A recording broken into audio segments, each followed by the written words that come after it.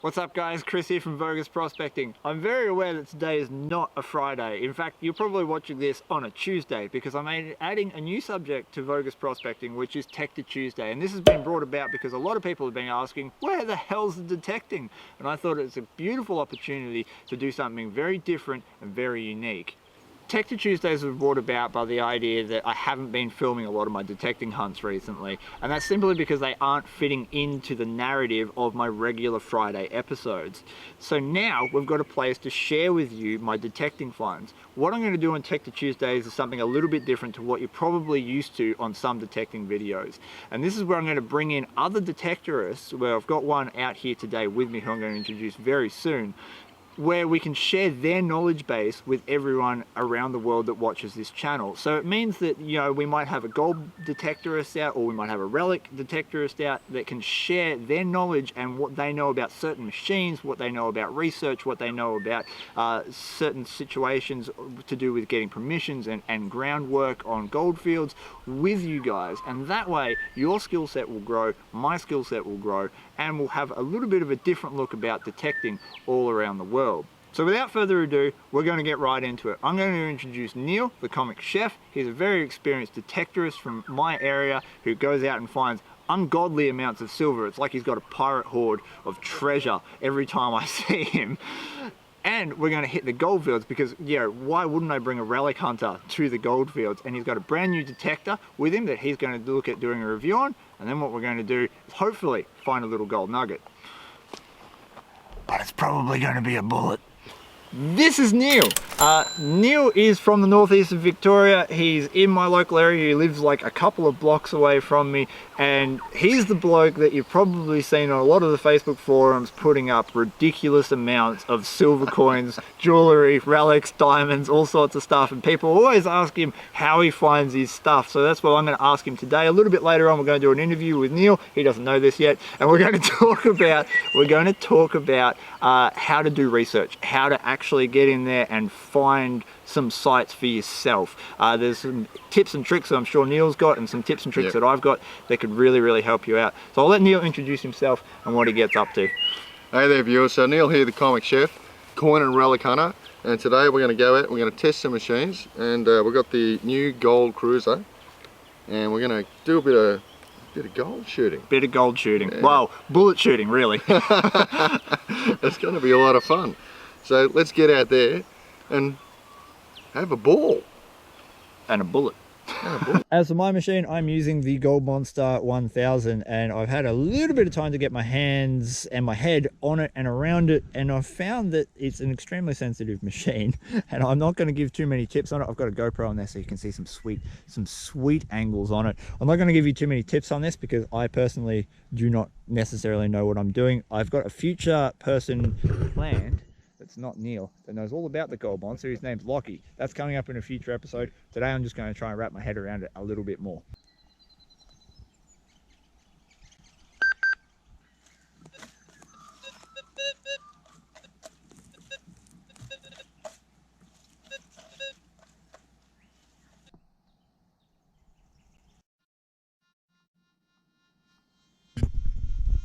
For the purposes of showing you guys just how sensitive these two machines are to very small gold, and this is why we've got them out here in the northeast of Victoria, you're not going to find huge nuggets. You're going to find at best probably half-gram nuggets, and at worst you're going to be like well sub-gram, like 0.1 pickers, that sort of size. So we've brought out a 1/4 gram bit of gold, so sitting somewhere in the middle of the two, and we just want to show you how these machines pick this gold up.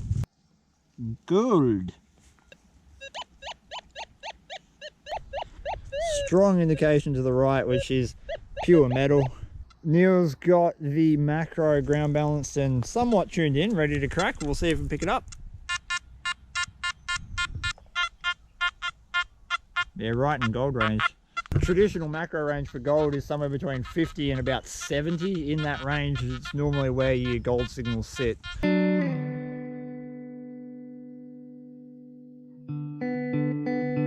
Neil has found a thing.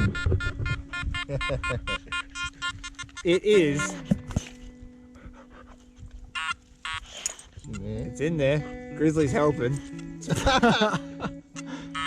No, it's still out he's there. falling in back in the hole. It is a live 22 round.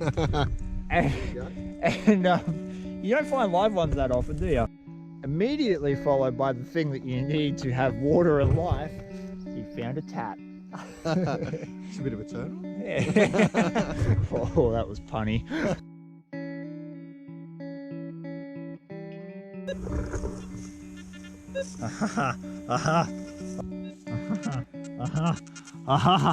A 22 shell, so they fired one and ejected the other.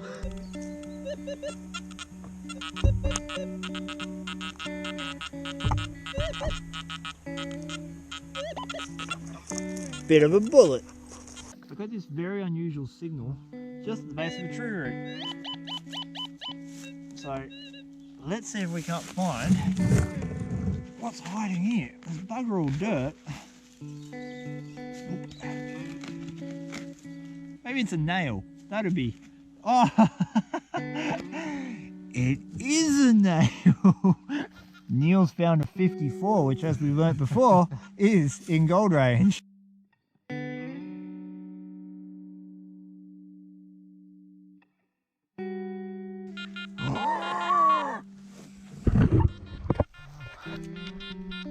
Everyone, quiet, quiet, shh, listen. Oh, come on, it's gotta be gold. Don't be a bullet. I can see it. It's a bullet. Is it? It's a magnificent bullet. There it is. Right there. Yes! Yes! It's a 22, Sean! Come the zombie apocalypse, we're sweet. One of the other little tips I can give you whilst out detecting for gold is you'll often be hunting for faint targets. A lot of the really big chunky stuff has been picked up. It still exists, but a lot of it is gone. So you'll be using a sensitive machine like what we've got out here, and the target sometimes can really blend into the background noise. If you go over a target signal and you get a sketchy sort of sound, just kick the top off with your shoot, and if it gets stronger, then it's probably a target. If it moves or disappears, it's probably a hot rock or ground mineralization.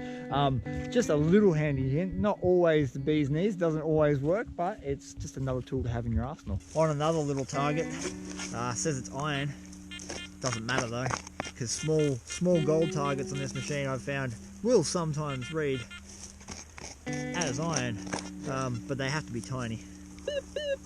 Woo! Now, is it a hot rock? No, it is.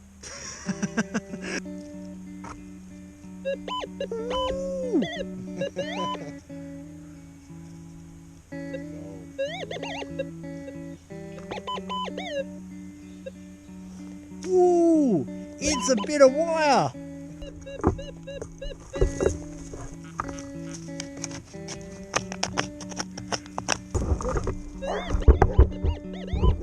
It's going to be a nugget the size of my fist. Oh yeah, hey. What are you doing? You're not helping. Yeah, I love you, dude. I love you, Dad. Dad, I love you. Ah. It's a bit of scrap iron. Really rusted out. Often these things will give you false signals because of all the sort of funky chemistry that's going on in them. We found some bedrock, but it's on the wrong side of the creek. Ladies and gentlemen, I give you attempting to cross the creek without any gumboots and holding a $1,000 detector in my hands. Is that rock steady? It is. Safe! But can the majestic gazelle do it? Neil, I hope you don't fall in, but for comic value... I got a wet sock! I'm getting a really nice little target from just in here somewhere, and this bit of bedrock looks like we could pop it off, I reckon, if we get in there and work on it. Now, children, don't try this at home.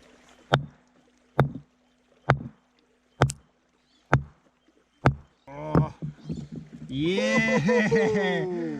Oh, Lord. All right. Let's find that signal. That was a lot of effort, and we've just discovered something. The signal I was getting was sketchy. It was jumping all over the place, but it was very consistent.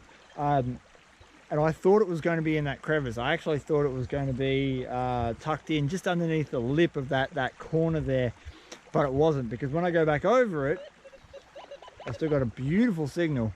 but it's in the rock. And now that has turned to pure iron. Before it was going left and right on the gold monster, which is an indication of a small target, but this looks like hot rock. Well guys, we have walked probably a couple kilometers down the length of the creek. We found lots of bullets and junk and rubbish, absolutely no gold. I think Neil's got the best finds of the day with a tap and a 22 bullet and a live 22 bullet. So they're two decent finds. So we're going to call it quits with the detecting. But like I said, I want to do this series of videos more of an educational feel to them, because I feel that a lot of newbies get out there with detectors and it's a very complicated game to learn in the first place, and then sometimes you can learn wrong. You can learn the wrong things to do, like the incorrect ways to dig plugs and asking for permission and setting up your detectors and stuff. I am not a full-time detector, so I am a gold prospector. I know a little bit about detecting, but people like Neil know a whole lot more. So I can bring someone like Neil on who's been doing it his whole life, and we can teach you the correct ways to do stuff. So I wanted to talk with Neil about research, because I feel Neil in our area does the best research of anyone that is out there.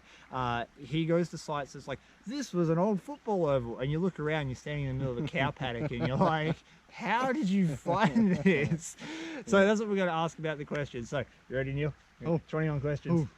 All right, you're a newbie and you're stuck at parks all the time. So you're stuck at a park or a football over a sports ground. How do you get out of those places to try and find new areas that might have older stuff on them? They're a trick. So yeah, so get out there, and not necessarily in town, have a look outside the square, get outside of the box, look around out there. There's some really old places that have just been forgotten. So do some research and you should be able to find some of these really cool things. And Google Maps is a really handy tool.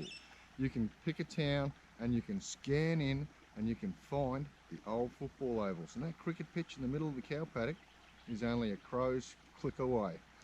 So that's actually a really good point. You can get on Google Maps, and if you look down topographically, you can see all the new ovals and whatnot, but often you'll scan over a section of bush and you might see just a strip of concrete in the middle of them, and they're usually cricket pitches. So that's actually a really handy tip. Looking at history, so you know, back in the days we had phone books, we didn't have Google, and in those phone books often there is town maps. So when you're in the local $2 shops, the local junk stores and whatnot, have a scrounge around for these old booklets. They'll have a ton of phone numbers in them that are completely useless to you, but on the inside covers they normally have maps, and those maps can be invaluable because they'll mark things like ovals that are now parks. They all have race courses and other things like that that may not be on your current maps because they've changed location or been demolished or whatever it might be. So they're another really handy one that you can pick them up cheap or free often just by looking in trash piles of magazines.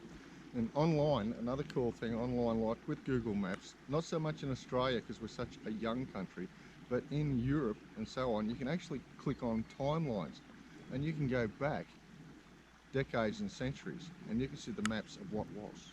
That's on Google Maps, that's up in the top right corner, isn't it? Yeah, you can top actually, right. there is some maps of our local area that we've been able to use to go out and find spots and go back and have a look. So old satellite imagery is invaluable. It can really make a massive difference to what you can go out there and find. All right, the last one I just found out that Neil doesn't know about.